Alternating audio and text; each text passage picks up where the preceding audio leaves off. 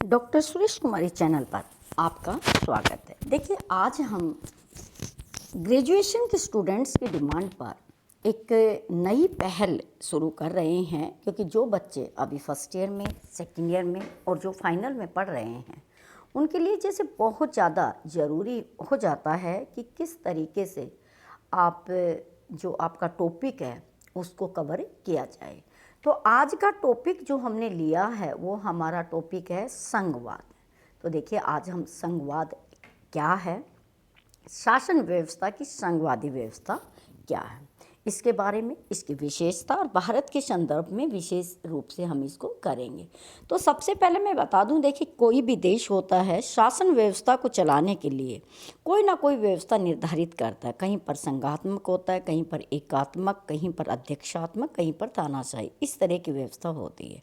तो देखिए, भारत का संविधान जब बनाया गया था तो भारत के क्षेत्र को देखते हुए और औपनिवेशिक काल की दशा, इन सब को देखते हुए और राजतंत्र व्यवस्था को, तानाशाही व्यवस्था का बारीकी से अध्ययन करके देखने पर हमारे देश के संविधान निर्मात्री सभा ने ये निर्णय किया कि भारत में एक संघात्मक व्यवस्था होगी। यानी कि सबसे पहले हम समझते हैं कि संघात्मक है क्या। तो देखिए, संघात्मक व्यवस्था सबसे पहले देखते हैं कि दो तरह से होती है। जैसे एक होता है कि चुंबकीय खिंचाव, जैसे कि अमेरिका में शासन व्यवस्था है। अमेरिका भी संघात्मक व्यवस्था है, क्योंकि 50-51 देशों का जो समूह है, छोटे छोटे देश आसपास में रहते हैं, एक बड़ी शक्ति के पास आकर एक संगठन बना लेते हैं। सरकारें उनकी अलग अलग होती है, संघ की सरकार अलग अलग होती है सभी की, और देश की सरकार एक अलग होती है। एक वो व्यवस्था होती है। दूसरी व्यवस्था होती है जैसे कि भारत में एक बहुत बड़ा देश होता है और शासन व्यवस्था को ढंग से चलाने के लिए उसको छोटे छोटे टुकड़ों में विभाजित कर दिया जाता है, जिनको प्रांत या राज्य कहा जाता है। जैसे कि भारत में, क्योंकि आप लोग देखते हैं कि जब भारत आज़ाद हुआ था उस समय भारत में 14 राज्य थे। आज भारत में राज्यों की संख्या मिलाकर कितनी हो गई है? 28 हो गई है। और भारत के अंदर 8 केंद्र शासित प्रदेश है। तो भारत के अंदर देखिए, एक तो है केंद्र सरकार, ठीक है ना। एक केंद्र सरकार है जिसके नाममात्र अध्यक्ष राष्ट्रपति होते हैं और वास्तविक कामकाज चलाने के लिए प्रधानमंत्री होते हैं, और प्रधानमंत्री की कैबिनेट मिनिस्टर होती है। दूसरी तरफ राज्यों के अंदर क्या है, अपने अपने राज्य की एक सरकारें होती है, उनकी विधानसभा होती है, उनके पास राज्यपाल होता है और उनके पास मुख्यमंत्री होते हैं। केंद्र शासित जो प्रदेश है, भारत के 2 केंद्र शासित प्रदेश जैसे पांडिचेरी और दिल्ली, इनके अंदर विधानसभा है और बाकी 6 केंद्र शासित प्रदेशों में गवर्नर का शासन चलता है। तो चलिए, अब हम देखते हैं कि संघात्मक व्यवस्था है भारत में, किस तरीके से भारत में संघात्मक व्यवस्था है। तो देखिए, भारत के अंदर संघात्मक व्यवस्था जो लागू की गई थी उसके पीछे का कारण क्या है? पीछे का कारण यही है कि हम कभी भी अपने देश में तानाशाही या एक व्यक्ति के शासन को नहीं लाना चाहते थे। तो कोई भी देश संघात्मक होता है तो उसमें एक से अधिक शक्तियाँ होती है। जब आप देखिए, एक से अधिक शक्तियाँ एक ही देश में रहेंगी तो ये भी बात रहेगी कौन सी सरकार कौन सी शक्तियों का प्रयोग करे, ये विवाद का विषय होगा। तो हमारे देश के संविधान के अनुच्छेद में ये लिख दिया गया कि कौन सी सरकार कौन सी शक्तियों का क्या करेगी, इस्तेमाल करेगी। तो देखिए, भारतीय संविधान के अनुच्छेद 246 में, भारतीय संविधान के अनुच्छेद 246 में देखिए, अनुच्छेदों को आप अच्छे से समझ जाएंगे तो कोई भी संविधान से संबंधित चैप्टर है, हमें समझने में कोई दिक्कत नहीं आएगी। तो देखिए, सबसे पहले तो हम ये समझें कि भारत में संघ शब्द का कहीं इस्तेमाल नहीं किया गया है। भारत का संविधान 395 अनुच्छेदों में लिखा गया है, ठीक है ना। 12 अनुसूचियाँ फिलहाल है और 22 भागों में विभाजित है। कहीं पर भी संघ शब्द भारत में नहीं लिखा हुआ। सिर्फ प्रथम अनुसूची में ये लिखा हुआ है कि India is the union of the state, कि भारत है वो क्या है, राज्यों का संघ है। और जब भारत राज्यों का संघ है तो आपको पता है कि जब इतनी ज़्यादा सरकारें होंगी तो ज़रूरी होगा कि उनकी शक्तियों को पहले से बांट दिया जाए।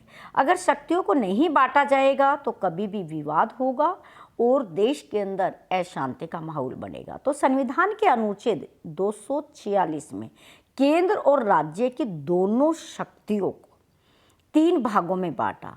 एक बनाई गई संघ सूची, एक राज्य सूची, एक समवर्ती सूची। तो सारा खेल जो यहाँ पे है संघ उनका इनका ही है, यानी कि संविधान का अनुच्छेद 246 ये निर्धारित करता है कि कौन कौन सी शक्तियाँ हैं वो केंद्र के पास रहेंगी और कौन सी शक्तियाँ राज्यों के पास रहेगी।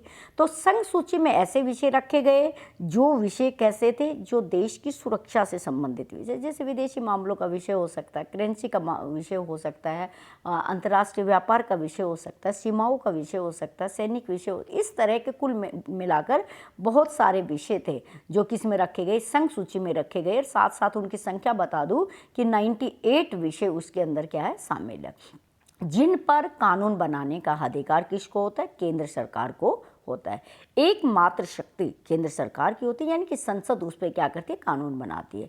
इसी तरह राज्य सूची के अंदर भी 61 विषय हैं, उन पर राज्य की विधानमंडल, प्रत्येक राज्य की विधानमंडल अलग अलग तरीके से क्या करती है, कानून बनाती है। उस पर संसद को कानून बनाने का भी अधिकार है। अगर उस राज्य का राज्यपाल कभी ये लिख के दे दे या फिर उस राज्य की विधानसभा कभी ये प्रस्ताव भेज दे कि इसमें वो कानून बनाने में असमर्थ है, तो उस समय संसद उन पर भी कानून बनाने का अधिकार रखती है।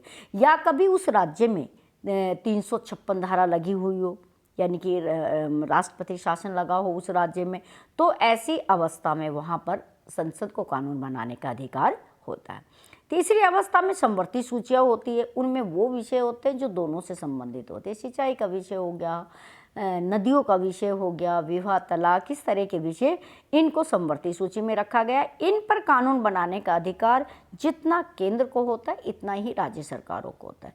लेकिन कई बार दोनों के द्वारा बने हुए कानून में अगर कभी विरोध हो जाता है तो वहाँ पे माना जाता है, तो किसके कानून को माना जाता है, संसद के कानून को मान्यता मिलेगी, न कि राज्य सरकार को मान्यता मिलेगी। अब हम आगे देखते हैं कि जो कोई भी देश है तो सबसे पहले अगर देश में शांति व्यवस्था को बनाए रखना है और लोकतांत्रिक तरीके से काम करना है, केंद्र राज्य सरकारों को मान सम्मान देगा, तो उसके लिए शक्तियों का बंटवारा करना बहुत ज़्यादा जरूरी है। अब हम देखते हैं कि भारत का जो संविधान है उसको संघात्मक कैसे कहा गया है। तो देखिए, सबसे पहले मैं आपको बताऊं, भारतीय जो संघीय व्यवस्था है वो 4 लक्षण हमें दिखाई देते हैं जो ये कहते हैं कि भारत है वो एक पूर्ण रूप से संघीय। ये तो हम ठीक मानते हैं कि भारत की संघात्मक प्रवृत्ति बहुत ज़्यादा रही है, क्योंकि जब हम भारत को आज़ादी मिली तो हमारे पास सिर्फ राज्यों की संख्या कितनी थी, 14 थी। आज डबल हो गई है, क्योंकि समय समय पर बड़े क्षेत्र के आधार पर कहिए, कोई भाषा के आधार पर, कोई धर्म के आधार पर, क्षेत्रीय असमानता की भावना के आधार पर राज्यों की संख्या दिन प्रतिदिन क्या होती रही है, बढ़ती जा रही है। तो भारत जो संघ है उसके 4 लक्षण हमें संविधान में दिखाई देता। पहला लक्षण है वो है संविधान की सर्वोच्चता। अब देखिए, चाहे केंद्र सरकार है वो संविधान से बाहर नहीं जा सकती। जो भी काम केंद्र सरकार करेगी वो संविधान के दायरे में रहकर करेगी। ना तो किसी राज्य को ज़बरदस्ती कोई काम थोपा जा सकता है, किसी राज्य की शक्तियों में हस्तक्षेप कर सकती है, किसी राज्य पर अपना दबाव बना सकती है। नहीं, जो संविधान में लिखा है उसके अनुसार काम करेगी, क्योंकि हमारे देश में किसी एक सरकार की नहीं चलती, हमारे देश में किसी एक समूह की नहीं चलती, हमारे देश में चलती है तो संविधान की चलती है। तो हमारे देश में संविधान में जो न्यायपालिका की व्यवस्था लिखी हुई है, राज्यों के अधिकार लिखे हैं, अधिकार है, मौलिक कर्तव्य हैं और राज्य के नीति निर्देश सिद्धांत है। किसी भी चीज़ को बदलने का आसान या मुश्किल जो भी तरीका है उसको हम क्या करते हैं, संविधान में क्या किया गया है, लिखा गया है। तो संविधान की सर्वोच्चता, और किसी भी देश में जब संविधान सर्वोच्च होता है, ना कि कोई केंद्र सरकार ना राज्य सरकार, तो संविधान जब सर्वोच्च होता है तो उस देश की संघात्मक व्यवस्था बड़े अच्छे तरीके से चलती है। सेकंड जो हमारी विशेषता है, संविधान के द्वारा केंद्रीय सरकार और इकाइयों की सरकारों में शक्तियों का विभाजन। अगर संविधान में अनुच्छेद 246 में संघ सूची, राज्य सूची, समवर्ती सूची और एक सूची अवशिष्ट सूची है, जो विषय उस समय जब इनका बंटवारा किया गया था, जब वो किसी में भी नहीं लिखा गया, उनको अवशिष्ट सूची में डाल दिया और उन पर कानून बनाने का अधिकार किसका है? केंद्र सरकार को, यानी कि संसद बनाती है। तो इस तरह शक्तियों का इतना स्पष्ट विभाजन है, खुलकर बातों को लिखा गया है कि कोई विवाद का विषय हो ही ना नहीं सकता है। तो जो संघीय व्यवस्था है वो उसको व्यक्त करती है। नेक्स्ट हमारी विशेषता है कि हमारे देश में लिखित संविधान है, कठोर संविधान है। अब देखिए, जिस देश का संविधान लिखित होता है तो वहाँ पे कोई भी सरकार मनमानी नहीं करती, क्योंकि वो संविधान के अनुसार चलेगी। संविधान में जो नियम लिखे उसके अनुसार कानून बनाएंगे। तो दोनों ही सरकारें एक दूसरे के कार्यों में इंटरफेयर नहीं करती है, तो उससे सबसे बड़ा फायदा होता है कि संघात्मक व्यवस्था सफल रहती है। रही बात कठोर संविधान की, कठोर संविधान कैसे भारत का? क्योंकि देखिए, भारत के संविधान में अनुच्छेद 368 में संशोधन की व्यवस्था की गई है, जिसमें ये कहा गया है कि कुछ संविधान के भाग ऐसे हैं कि संसद दोनों सदनों से 2/3 बहुमत से संशोधन कर लेती है। जो कुछ ऐसे मामले होते हैं जिस पर राज्यों पर प्रभाव नहीं पड़ता। कुछ विषय ऐसे होते हैं जिनको बदलने के लिए आधे राज्यों की अनुमति लेना बहुत जरूरी होता है। तो ऐसी अवस्था में संविधान में संशोधन करना बहुत मुश्किल हो जाता है, क्योंकि जब तक राज्यों की सरकारों का समर्थन नहीं मिलेगा, कोई भी संविधान के कुछ भागों को हम बदल नहीं सकते। इसलिए हम इनके पॉइंटों में अगर बच्चे ग्रेजुएशन के पेपर देते हैं तो उसमें लिख सकते हैं कि भारतीय संविधान अंशतः लचीला है, अंशतः कठोर है। भारतीय संविधान बहुत ज़्यादा विस्तृत है, शक्तियों का स्पष्ट क्या है उसके अंदर बंटवारा किया गया, प्रत्येक इकाई की क्या है अलग अलग शक्तियाँ दी गई। नेक्स्ट है कि स्वतंत्र सर्वोच्च न्यायालय। अब देखिए, हमारे देश में न्यायपालिका की व्यवस्था क्या है कि केंद्र सरकार के पास एक सर्वोच्च न्यायपालिका, राज्यों के पास उच्चतम न्यायपालिका है, यानी कि सुप्रीम कोर्ट, फिर हाई कोर्ट और नीचे सेशन जज, जिला न्यायालय होता है। तो न्याय व्यवस्था है वो इतनी स्वतंत्र। लेकिन देखिए, न्याय व्यवस्था स्वतंत्र कैसे है? क्योंकि संविधान में पूर्ण रूप से स्पष्ट लिखा है कि न्यायाधीशों को जब तक उनकी उम्र पूरी नहीं हो जाती, जब तक उनको कदाचार के मामले में या महाभियोग के थ्रू उनको नहीं हटाया जाता, तो कोई भी सरकार न्यायपालिका के गले में हाथ नहीं डाल सकते। क्योंकि हर एक व्यक्ति न्याय की तरफ देखता है, क्योंकि कोई भी भेदभाव करता है। किसी एक राज्य का दूसरे राज्य से अगर कोई झगड़ा हो जाता है, हमारा मौलिक अधिकारों से संबंधित कोई मामला होता है, तो हम सीधे सुप्रीम कोर्ट में अपील कर सकते हैं। और प्रत्येक राज्य में वहाँ राज्य में अपील की जा सकती है, हाई कोर्ट में अपील की जा सकती है, क्योंकि प्रत्येक राज्य के राजधानी में, उसके कैपिटल में एक हाई कोर्ट होता है।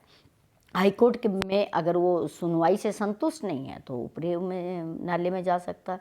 तो हमारे देश की न्यायपालिका है वो बहुत ज़्यादा क्या है, स्वतंत्र है। और स्वतंत्र न्यायपालिका से संघीय व्यवस्था होती है वो क्या होती है, बड़ी स्थायी होती है।